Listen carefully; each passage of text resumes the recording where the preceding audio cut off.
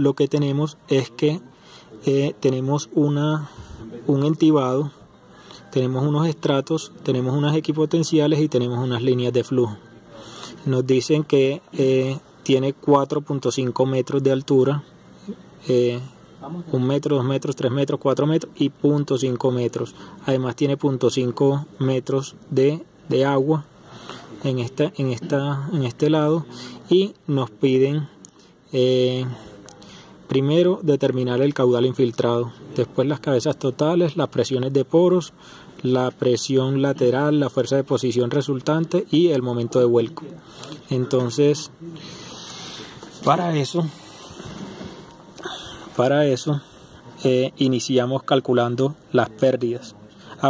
Primero enumeramos o contamos el número de líneas de flujo y el número de equipotenciales. Entonces aquí es 1, 2, 3, 4, 5, 6 y 7 equipotenciales. Y mientras que líneas de flujo hay 1, 2 y 3. Esta es una, esta es otra y esta es la otra. 3, ¿cierto? Entonces las pérdidas por definición son el delta, cada una de las pérdidas de aquí a aquí, a eso se refiere este delta H, es el delta H total sobre el número de los ND, o sea, de las líneas equipotenciales. Entonces se tiene que el delta H, o sea, las pérdidas totales, es acá está a 4.5 de este punto de acá, entonces a 4 puntos de este punto de acá, entonces las pérdidas son 4 y el número de NDs son 7, por lo tanto el delta da 0,57. Ahora calculamos el factor de forma. El factor de forma por definición es el número de las líneas de flujo sobre los ND, que son los equipotenciales. Entonces 3 sobre 7, y eso nos da este valor, 0.428. Ahora, el caudal infiltrado por definición es la permeabilidad por el delta de H, a ver dónde está, por este delta de H, por el caudal, por el factor de forma. Entonces conocemos todos esos datos. Aquí tenemos el delta, que es 4, tenemos el factor de forma y tenemos la permeabilidad, que es un dato del ejercicio. Entonces ahí tenemos el punto A. Ahora el punto B y el C. Empezamos por las fronteras. Nos piden hallar las cabezas totales y las cabezas totales y las cabezas de presión, ¿cierto? Entonces para eso tenemos los puntos A, B, C, D, E, F, hasta el F, ¿cierto? Entonces lo primero que se debe hacer en este tipo de ejercicio siempre es empezar por las fronteras, por las condiciones de frontera. Entonces las fronteras, ¿cuáles son en este caso? La primera frontera es esta en A. Aquí conocemos la cabeza de posición y la cabeza de presión.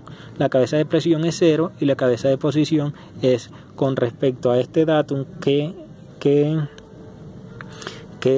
designamos.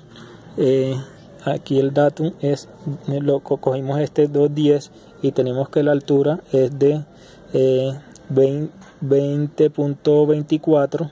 entonces la cabeza de presión en ese punto es de 14.5, ¿cierto? Que resulta de 2.10 menos 24.5. La cabeza de presión es 0, por lo tanto la cabeza total es de 14.5. Ahora miramos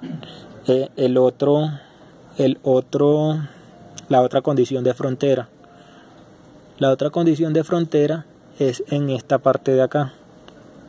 Aquí que tenemos que no tenemos designado este punto, pero tenemos designado este otro punto, que es el punto F. En ese punto, ¿qué pasa? Tenemos una columna de agua de 0.5 metros. La cabeza total es de 10.5, porque la cabeza de posición es 10.5. La cabeza de presión es 0. en una lámina de agua o en una columna de agua, la cabeza total se conserva porque no hay pérdidas, y además analíticamente lo podríamos mirar porque en este punto la cabeza de posición vendría siendo 10 y la cabeza de presión vendría siendo el gamma del agua por 0.5, que es esta altura. Entonces 10 más 0.5, ahí está el HT igual al HT de arriba. Entonces en ese punto la presión es 10.5. ¿Cómo se observa? 10.5. Le crea Marcelo.